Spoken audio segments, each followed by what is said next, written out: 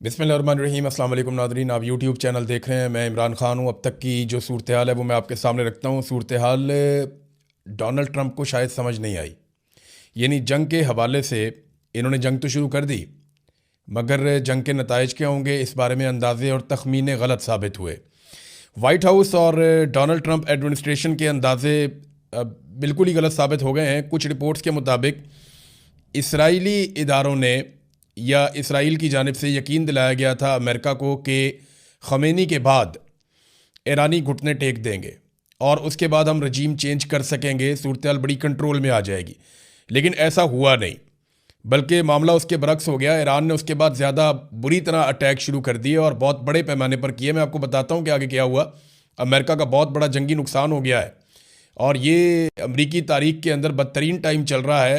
अगर आप ये देखें, ताकत का मुवाजना करें तो इस नुक्ता नज़र से अमेरिका कोई रशिया के साथ या चाइना के साथ नहीं लड़ रहा या कोई बहुत बड़ी ताकत के साथ नहीं लड़ रहा, ना उसकी लड़ाई इस वक्त कोरिया के साथ है। अमेरिका लड़ रहा है ईरान के साथ, जिसके पास अपनी कोई एयर फोर्स भी नहीं है। लेकिन जो नताइज हैं वो बहुत भयानक है। अमेरिका के अंदर भी एहतजाज शुरू हो गया है ईरान के ऊपर हमला करने की वजह से। तो अलग अलग तरह के लोग हैं। अमेरिका में डेमोक्रेसी है, वहाँ पे आप एहतजाज कर सकते हैं, अमेरिका के हक़ में भी, अमेरिका के ख़िलाफ़ भी। तो वो पाकिस्तान जैसी सूरत हाल वहाँ पे नहीं है, तो वहाँ पे भी इस वक्त एहतजाज हो रहा है। आयतुल्लाह ख़मीनी की एक हिकमत अमली जो है उनकी शहादत से पहले वो बड़ी काम आई ईरान के। उन्होंने ये हुक्म दिया था कि तमाम जो अहम लोग हैं वो अपने 4 जानशीन मुकर्रर करें और वो ये बताएं कि मेरे बाद अगर कुछ हो गया तो ये ज़िम्मेदार है, इन्हें कुछ हो गया तो फिर फ़लाँ ज़िम्मेदार है, और अगर उन्हें कुछ हो गया तो फिर फ़लाँ ज़िम्मेदार है। और जो लोग भी जिस वक्त ड्यूटी पे हों वो अपने अगले जानशीन इसी तरह मुकर्रर करते जाएं, ताकि किसी वक्त भी लड़ाई की सूरत में ईरान में क़यादत का फुकदान ना हो। अब ये हिकमत अमली काम कर रही है। हालांकि अमेरिका ने, इसराइल ने बहुत सारी क़यादत कत्ल कर दी, शहीद कर दी ईरान की, लेकिन इसके बावजूद उन्हें मुतबादल लोग मिल जाते हैं जिनके ज़रिए से वो जंग को बढ़ाते चले जा रहे हैं। अब सूरत हाल अमेरिका के लिए, मैं आपको कह रहा था, शर्मिंदगी वाली है। वो इसलिए कि कुवैत में अमरीकी तैयारे गिर गए हैं। अमेरिका ने जो अब तक तस्लीम किया है वो तादाद 3 है। 3 F-15 तैयारे अमेरिका के, बड़े शानदार तैयारे हैं, जैसे कि डोनाल्ड ट्रंप कहते थे कि ब्रांड न्यू ब्यूटीफुल प्लेन्स। तो इसी तरह जो अमेरिका के ब्रांड न्यू ब्यूटीफुल प्लेन्स हैं वो वहाँ पे कुवैत में गिर गए। अब इसमें अलग अलग तरह की इतला आ रही है। शुरू में ये दावा किया गया, क्योंकि रशिया ने सबसे पहले ये खबर दी थी, रूसी मीडिया ने बताया था, उन्होंने इंटरसेप्ट कर लिया था कि कुवैत में अमरीकी लड़ाका तैयारे गिर गए हैं। पहले एक तैयारे का पता चला, फिर पता चला कि ज़्यादा तैयारे गिर गए हैं, लेकिन अभी अमेरिका ने तस्दीक की है कि उनके 3 तैयारे गिरे हैं। इससे ज़्यादा अमेरिका अभी मान नहीं रहा। जबकि जो ईरान है उसका दावा यह है कि उन्होंने ज़्यादा नुकसान किया है। अब ये तैयारे गिरे कैसे, ये सवाल पैदा होता है। कुवैत की जो वजारत दिफा है उन्होंने ये कहा कि सुबह के वक्त अमरीका के मुतअद्दिद तैयारे गिरकर तबाह हो गए। अब ये कुवैत की वजारत दिफा के तर्जुमान की जानिब से ये सोशल मीडिया पे बताया गया कि मुतअद्दिद अमरीकी फ़ौजी तैयारे गिरकर तबाह हो गए हैं। इसमें यह नहीं बताया गया कि कितने तैयारे गिरकर तबाह हुए। अब अमेरिका ने तो 3 कहा है, इंडिया भी नहीं मानता उनके कितने गिरे।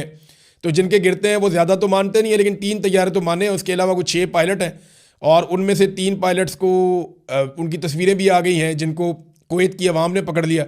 बल्कि डंडे के बलबूते पे एक कुवैती शख्स ने डंडा हाथ में पकड़ा हुआ है और उसने काबू कर लिया एक अमेरिकन पायलट को और गाड़ी की डिक्की में उसको डाला हुआ है अमेरिकन पायलट को। ये वीडियोज़ भी आ गई हैं। तो इस किस्म की चीज़ें जो हैं वो अब सोशल मीडिया पे हर तरफ वायरल। ये जो अवाम है अरब ममालिक के, इनकी जो वीडियोज़ आ रही हैं या जो चीज़ें हम देख रहे हैं उसमें ऐसा दिखाई देता है कि अवाम साथ खड़े हैं। उनकी हमदर्दियाँ अमेरिका और इसराइल के साथ नहीं है, बल्कि उनकी हमदर्दियाँ ईरान के साथ हैं।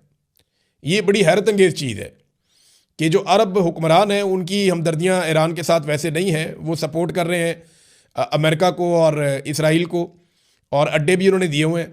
लेकिन जो अवाम है वो बिल्कुल एक अलग तरह सोचती है। अब वो ये सोचते हैं कि जनाब हम ईरान के साथ खड़े होंगे बजाय इसके कि हम इसराइल के साथ खड़े हो जाएं या अमेरिका के साथ खड़े हों। तो ये फ़र्क तो है।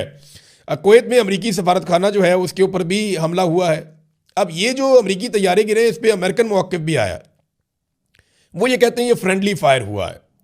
फ्रेंडली फायर क्या होता है, बस आप ये समझ लें कि वो कहते हैं जो एयर डिफेंस सिस्टम है कुवैत का वो एक्टिवेट हो गया था और अमरीकी तैयारी गिर गए उसकी वजह से।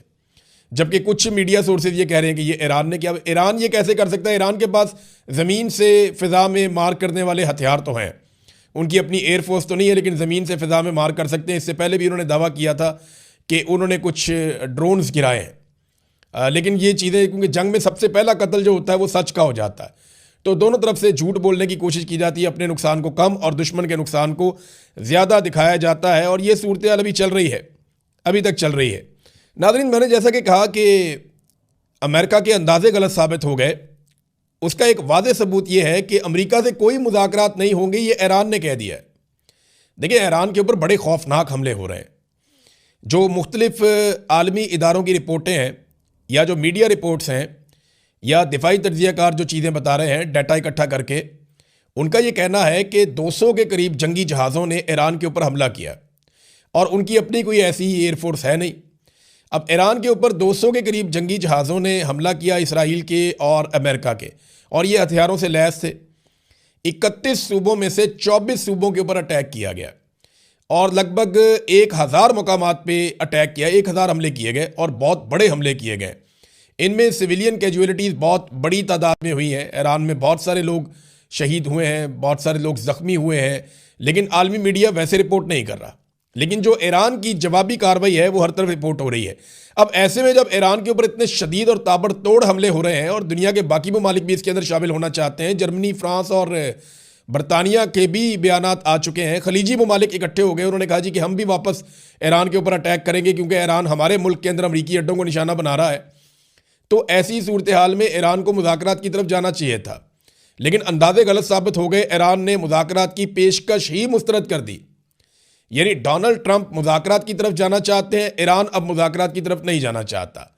बल्कि ईरान की वजारत दिफा ने एक स्टेटमेंट जारी किया था जिसमें उन्होंने कहा कि अब ये फैसला हम करेंगे कि जंग कब ख़त्म होनी है, क्योंकि जंग का आगाज़ अमेरिका और इसराइल ने खुद किया था। और आयतुल्लाह ख़मीनी की शहादत के बाद ईरानियों के जज्बात अब किसी और लेवल पे हैं। अब ये ईरान की कौमी सलामती कौंसिल के सेक्रेटरी अली लारंजानी ने अमेरिका के साथ मुज़ाकरात की खबरों की सख्ती से तरदीद करते हुए कहा कि ईरान वाशिंगटन से कोई बातचीत नहीं करेगा। यानी ये अब एक तरफ डोनाल्ड ट्रंप कहते हैं जी बातचीत कर लेते हैं, आ जाओ जौहरी तनाज़े के ऊपर बैठ जाते हैं, हम बातचीत करते हैं, लेकिन वो कह रहे हैं जी हम बात नहीं करते। और देखें, अमेरिका की फ्रस्ट्रेशन बढ़ती जाएगी। मैंने आपको पहले दिन कहा था कि डोनाल्ड ट्रंप को ये सारा कुछ जल्दी रैपअप करना पड़ेगा, वो लंबी लड़ाई का मुतहम्मिल नहीं हो सकता। इससे खलीजी ममालिक का और अमेरिका के इत्तेहादियों का बहुत नुकसान होगा। नुकसान का मैं आपको थोड़ा सा बता देता हूँ कि पूरी दुनिया की जो स्टॉक मार्केट है उसमें भूचाल आ गया है। लोगों के अरबों डॉलर डूब गए हैं इस जंग की वजह से। तेल की कीमतें आलमी मंडी में लगातार बढ़ना शुरू हो गई हैं, 10% इजाफा हो गया है गुज़िश्ता 24 घंटों में तेल की कीमतों में, और मज़ीद 20 से 25% इजाफा हो सकता है। जो यूरोपियन गैस है उसकी कीमतों में 28% इजाफा हो गया 24 घंटे के अंदर। और वजह यह है कि गैस की सप्लाई जो खलीजी ममालिक है वहाँ से बंद हो गई है, और 3 जो बहरी जहाज़ हैं उनके ऊपर अटैक हुआ है आबनाए हरमज़ में। और इसके अलावा जो 150 के करीब टैंकर्स हैं जो ऑयल लेकर जाते हैं पानियों में, वो खलीजी पानियों के अंदर साहिलों के ऊपर वो लंगरअंदाज हैं, वो इंतज़ार कर रहे हैं कि हमें मौका मिले तो हम ट्रैवल करें, जबकि ईरान ने आबनाए हरमज़ को बंद किया हुआ है। अब ये सारी चीज़ें ना खलीजी ममालिक बर्दाश्त नहीं करेंगे, और आलमी मंडी के अंदर भूचाल आएगा, कारोबार को बहुत नुकसान पहुँचेगा, और जो माली नुकसान है अमेरिका का, यूरोप का, वो बढ़ता जाएगा, हत्ता के खलीजी ममालिक का भी। ये आबनाए हरमज़ क्या है, ज़रा ये आप तस्वीर देखिए, आपको यहाँ समझ आ जाएगी। ये आपको समंदर नज़र आ रहा है, एक तो खुला पानी है, और उसके साथ ये ईरान के और सऊदी अरब के बीच में एक बिल्कुल पतला पानी की एक लाइन है। ये इसका जो कॉर्नर है इसको आबनाए हरमज़ कहते हैं। यहाँ पे एक तरफ ये ओमान है और दूसरी तरफ ये ईरान है, और ये वो रास्ता है जो लगभग 35 मील चौड़ा है, बस इतना फासला यहाँ पे रह जाता है। इसको अगर बंद कर दें तो दुनिया की जो तेल की सप्लाई है उसका 20% ख़त्म हो जाता है। फिर गैस की सप्लाई इसके अलावा है वो भी ख़त्म हो जाती है। अब ये कौन कौन से मुल्क मुतासिर होते हैं इससे? इराक, ईरान, सऊदी अरब, बहरीन, कतर, कुवैत और यूएई। ये सारे ममालिक जो हैं इनकी जो पेट्रोलियम की तजारत है वो 90% इनकी रुक जाती है अगर आबनाए हरमज़ को बंद कर दिया जाए तो ईरान ने दबाव के तहत आबनाए हरमज़ को बंद कर दिया है, और अब वो मिसाइल दाग रहे हैं बहुत तेज़ी से। आबनाए हरमज़ की बंदिश से एक दबाव पैदा हो रहा है, अगर ये लड़ाई मज़ीद बढ़ती है और मज़ीद जगहों पे इसके असरात जाते हैं तो तेल की सप्लाई मज़ीद मुतासर होगी और दुनिया पूरी के ऊपर इफ़ेक्ट आएगा। ईरान ने जदीद मिसाइल दागना शुरू कर दिए और ये जो अल-फतह मिसाइल है ये बहुत रफ्तार से जाते हैं। इससे पहले जो ईरान ने मिसाइल चलाए वो और तरह का स्टॉक था और अब वो अपने जदीद तरीन मिसाइल चला रहे हैं। हाइपरसोनिक मिसाइल हैं उनके पास, बैलिस्टिक मिसाइल हैं उनके पास, और ये बड़े खौफनाक मिसाइल हैं। इनकी तादाद मैंने आपको कल बताया कि अमेरिका और इसराइल का मानना है कि ये 2-3 हज़ार से लेके 5 हज़ार तक है। तो ये बहुत बड़ा ज़ख़ीरा है मिसाइलों का और ये किसी भी मुल्क को पूरी तरह तबाह करने की सलाहियत रखता है, या उनकी दिफाई सलाहियत को, या बहुत सारी उनकी बिल्डिंगों को, या माली नुक्ता नज़र से उनको बहुत बड़ा नुकसान पहुँचाने की सलाहियत रखता है। पूरे शहरों को ये मलियामेट कर सकता है, मिसाइलों का इतना बड़ा ज़ख़ीरा। तो ईरान जो है वो अभी इनको दाग रहा है। ईरान ने अब तक कहाँ कहाँ पे अटैक किया है, कितने मुल्क ऐसे हैं जिनकी फैसिलिटीज़ पे ईरान ने अटैक किया, ये बहुत अहम डाटा है। 11 ममालिक हैं जहाँ पे अमरीकी, फ्रांसीसी और बरतानवी एसेट्स को या मिलिट्री असासों को ईरान ने निशाना बनाया। इसराइल पे तो वैसे ही अटैक किया हुआ है। सऊदी अरब में, यूएई में, कतर में, कुवैत में, उर्दन में, इराक में, बहरीन में, ओमान में, शाम में, तराबलस यानी साइप्रस, यहाँ पे तराबलस जो है साइप्रस ये बरतानिया की जगह है, तो आप बरतानिया समझें इसको। तो यहाँ पे अभी तक ईरान ने लगातार अटैक किए। ईरान का एक बहुत बड़ा दावा सामने आया क्योंकि अमेरिका ने ये कहा जी उनके 3 फौजी अभी तक मारे गए हैं और काफ़ी सारे ज़ख्मी हुए हैं, लेकिन 3 फौजियों के अमेरिका ने ये कहा कि 3 फौजी हमारे, जबकि ईरान की तरफ से जो दावा सामने आया वो ये है कि 560 अमरीकी फ़ौजी हमने मार दिए।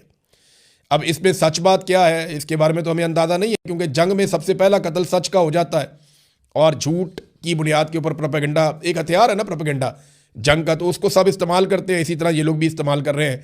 अमेरिका अपना नुकसान छुपाएगा और ईरान जो है वो नुकसान ज़्यादा बताएगा। तो 560 फौजी ईरान कह रहा है जनाब के मार दिए गए। अल जज़ीरा ने एक रिपोर्ट दी है जिसमें अल जज़ीरा बता रहा है कि कहाँ कहाँ पे कितने लोग मारे गए, और ये रिपोर्ट आज सुबह तक की है और हर सुबह ये रिपोर्ट अब आया करेगी। लबनान के अंदर, इराक के अंदर, ईरान के अंदर जहाँ पे जानी नुकसान हुआ है, 555 अफराद ईरान के अंदर सुबह तक जो है वो जाँ बहक हुए हैं। इनमें बच्चियाँ मासूम स्कूलों की थी। रज़ा पहलवी को देखें, ईरानी क्यों तस्लीम करेंगे। मैं एक बात आपको बताता हूँ, रज़ा पहलवी वो ये चाहता है कि वो ईरान पे आकर हुकूमत करे, लेकिन ईरानी उसको तस्लीम नहीं करेंगे। ईरान की कौम किसी और तरफ निकल गई है, वो बहुत पीछे रह गया। रज़ा पहलवी ने जो ट्वीट किया, जो बयान दिया, उसने कहा कि 3 अमरीकी फ़ौजियों की शहादत के ऊपर मेरा दिल खून के आंसू रो रहा है, ये रज़ा पहलवी ने कहा। अब इस पे तो ईरानी कौम खुश नहीं होगी, वो तो नफरत करेगी, क्योंकि वहाँ पे सैकड़ों बच्चे कत्ल हो गए हैं, मासूम बच्चे मारे जा रहे हैं ईरान में, सिविलियंस मारे जा रहे हैं, उनके ऊपर एक लफ्ज़ नहीं बोला। और दूसरी तरफ उसने ये स्टेटमेंट दिया है। तो रज़ा पहलवी को पूरा का पूरा जो अवामी नुक्ता नज़र से या ईरानी अवाम के ऊपर उसका भरोसा नहीं है। उसका भरोसा सिर्फ 2 जगहों पे है। एक उसको अमेरिका और इसराइल पे है कि ये मुझे इक़्तिदार दिलवा देंगे, ताकत दिलवा देंगे ईरान में। दूसरा उसे ये लगता है कि जो ईरान से बहुत सारे लोग जिला वतन हैं गुज़िश्ता 30-40 साल से, वो उसके साथ बड़ी तादाद में ईरान में चले जाएंगे मुख्तलिफ ममालिक से, और वो उसको सपोर्ट करेंगे। लेकिन वो तो आटे में नमक के बराबर भी नहीं है, तो ईरानी कौम उसके साथ खड़ी नहीं होगी। ये कोई इराक टाइप की सूरत बना देंगे अगर ईरान के अंदर ज़मीन पर भी उतरते हैं तो रजीम चेंज ऑपरेशन तो तकरीबन नामुमकिन दिखाई दे रहा है। दुनिया की स्टॉक मार्केट मैंने आपको पहले बताया कि वो उड़ गई है। नाज़रीन, अब आ जाए ज़रा पाकिस्तान की सूरत हाल के ऊपर। एक तो पाकिस्तान के अंदर मुजाहरों में जो लोग शहीद हुए उनकी तादाद के बारे में पता चला है। अब कुछ कन्फर्मेशन आ रही है। 16 अफराद कराची में शहीद हुए हैं मुजाहिरीन, 6 इस्लामाबाद में शहीद हुए हैं, और ये सीधी फायरिंग की गई है पुलिस की जानिब से। अब तो बाकायदा वीडियोज़ और तस्वीर आ रही हैं कि रेंजर्स और पुलिस ने सीधी फायरिंग की है। कराची के अंदर तो बंदे मार दिए, और उसके बाद इस्लामाबाद में 6 लोग जो है वो कत्ल कर दिए, बहुत सारे ज़ख्मी कर दिए, 7 गिलगित बल्तिस्तान में और 6 स्कर्दू में। तो अब तक की सूरत हाल में 35 लोग शहीद हो चुके हैं पाकिस्तान में। गिलगित बल्तिस्तान और स्कर्दू के अंदर जो है वो कर्फ्यू नाफिज कर दिया गया है लॉ इन्फोर्समेंट की जानिब से कि जनाब वहाँ पे लोग अब बाहर ना निकलें, जबकि पाकिस्तान में बहुत सारी परवाज़ें मनसूख हो गई हैं। पाकिस्तान के अंदर जो है वो पेशावर समेत दीगर एयरपोर्ट्स के ऊपर अब परवाज़ें मनसूख हो गई हैं और वहाँ पे लोग ट्रैवल नहीं कर पा रहे हैं। ये है नादरीन सूरत हाल, और इंटरनेशनल फ़्लाइट्स तो वैसे ही ख़त्म हो गई हैं इस पूरे रीजन के अंदर। पाकिस्तान की हुकूमत के लिए एक बहुत शर्मनाक सूरत हाल तब पैदा हो गई है जब सहाफ़ियों ने उनसे ये सवालात करने शुरू किए कि आप अमेरिका का नाम क्यों नहीं लेते। बिलावल जरदारी ये जनाब पहुँचे क्योंकि इनके वालिद ने खिताब करना था, तो ये पार्लियामेंट आए तो सहाफ़ियों ने इन्हें घेर लिया।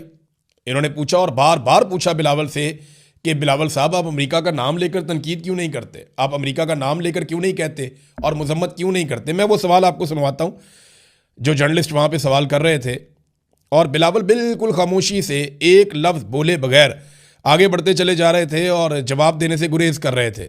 ये सूरत हाल उनके लिए पैदा हो गई और ये बड़ी शर्मिंदगी वाली सूरत हाल है। ये ज़रा आप सुनिए इसमें क्या हुआ।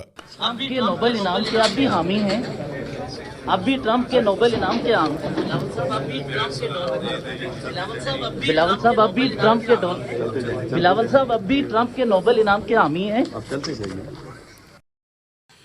ये जनाब बिलावल से पूछ रहे हैं कि क्या आप अब भी ट्रंप के नोबेल इनाम के हामी हैं, तो बिलावल की आवाज़ नहीं निकल रही, बिल्कुल खामोशी के साथ चलते चले जा रहे हैं। राना सनाउल्लाह से भी ये सवाल हुआ, बिलावल को तो बिल्कुल चुप लग गई, क्योंकि अमेरिका के ख़िलाफ़ बोलने का मतलब ये है कि कभी भी इक़्तिदार में इन्होंने नहीं आना और ये अमेरिका के भरोसे आएंगे, क्योंकि पब्लिक पे तो इनको भरोसा है नहीं। लेकिन अब PMLN और पीपल्स पार्टी ये अब डोनाल्ड ट्रंप के ख़िलाफ़ किसी सूरत नहीं जा पाएंगे। सेनेट के अंदर भी ये मुतालबा हो गया है कि जो अमन का नोबेल इनाम की नामजदगी पाकिस्तान ने सबसे पहले की थी कि डोनाल्ड ट्रंप को अमन का नोबेल इनाम दिया जाए, वो नामजदगी पाकिस्तान वापस ले, और ये मुतालबा पाकिस्तान में ज़ोर पकड़ता जा रहा है। तमाम मुजाहिरीन भी ये कह रहे हैं, तमाम मुखालिफिन भी ये कह रहे हैं, और ईरान जंग के हवाले से लोगों का ये मानना है कि अमेरिका ने अमन व अमान को ख़राब किया है, लिहाजा पाकिस्तान ने जो डोनाल्ड ट्रंप के लिए अमन के नोबेल इनाम के लिए नामजदगी की है वो नामजदगी वापस ले ले। अब बिलावल से बार बार पूछा, लेकिन बिलावल को बिल्कुल चुप लग गई और वो बोलने से बिल्कुल कासिर रहे। राना सनाउल्लाह से पूछा तो उन्होंने कहा जी हमने तो सूरत हाल की मजम्मत कर दी है। देखिए, सूरत हाल की मजम्मत की है, जिम्मेदार की मजम्मत नहीं की कि ये सूरत हाल पैदा किसकी वजह से हुई और कौन इसके लिए जिम्मेदार है। इस पर पाकिस्तान ने किसी किस्म की कोई बात नहीं की। तो नाज़रीन, ये है अब तक की सूरत हाल। एक और ख़बर है इमरान खान साहब का केस, और इस हवाले से कि उनको अस्पताल में शिफ्ट किया जाए, इस हवाले से कि उनको बेल दी जाए। ये मामलात इस्लामाबाद हाई कोर्ट में चल रहे हैं। सुप्रीम कोर्ट ने तो हाथ खड़े कर दिए, और अब कल का दिन बड़ा इंपॉर्टेंट है। मैं अगले वीलॉग में आपको बताऊंगा तफसील से, बाकी खबरों के साथ साथ ये भी कि इस्लामाबाद के अंदर हाई कोर्ट में इमरान खान साहब का केस कल के दिन के लिए लग गया है, और इसमें क्या पेशरफ्त हो सकती है, क्या वाकई इमरान खान साहब को अस्पताल शिफ्ट किया जा सकता है। हाँ, एक और बड़ी खबर जो मैं मिस कर गया, और ये वाकई बहुत बड़ी खबर है कि सऊदी अरब ने एक गिला किया। एक तो अरामको दुनिया की मशहूर तरीन और बहुत बड़ी एक साइट है, रिफाइनरी है, ऑयल रिफाइनरी, सऊदी अरब में आर्जी तौर पे बंद कर दी गई है। उसके ऊपर भी एक अटैक हुआ है, लेकिन ईरान ने यह कहा है कि यह अटैक हमने नहीं किया। दूसरी एक और बात यह है कि सऊदी अरब ने एक गिला किया है अमेरिका से, और ये बहुत बड़ा गिला है। सऊदी अरब ने कहा कि अमेरिका अपने पूरे हथियारों के साथ एयर डिफेंस सिस्टम को इसराइल ले गया और उसने इसराइल की प्रोटेक्शन की है और हमें ईरानी मिसाइलों के सामने अकेला छोड़ दिया। ये सऊदी अरब ने गिला किया अमेरिका से। तो ये तो बात ठीक है। देखें, जब भी कभी अमेरिका को इंतखाब करना पड़ेगा किसी एक दोस्त का, किसी एक सज्जन का, तो डोनाल्ड ट्रंप हमेशा इसराइल का इंतखाब करेंगे, क्योंकि डोनाल्ड ट्रंप ने कभी भी झूठ इस तरह बोला नहीं है। डोनाल्ड ट्रंप खुलकर बात करते हैं, साफ बात करते हैं। डोनाल्ड ट्रंप कहते हैं मेरा इसराइल सबसे बेहतरीन दोस्त है और मेरे सबसे अच्छे ताल्लुकात उसके साथ हैं और मैं इसराइल को महफूज बनाना चाहता हूँ। उन्होंने कभी लगी लिपटी रखी नहीं है। तो अरब ममालिक को ये बात खुद समझनी चाहिए थी कि उनकी प्रायोरिटी हमेशा इसराइल रहेगा। तो सऊदी अरब का ये गिला तो जायज़ है, लेकिन गिला क्या, आपको पहले सोचना चाहिए था कि इसराइल ही उनकी प्रायोरिटी रहेगा। American air defence system Israel को प्रोटेक्ट कर रहे हैं और सऊदी अरब का गिला है कि हमें प्रोटेक्ट नहीं कर रहे। बाकायदा ये खबर अब छप चुकी है। अब तक के लिए इतने, अपना ख्याल रखिएगा, अपने इस चैनल का भी। अल्लाह हाफ़िज़।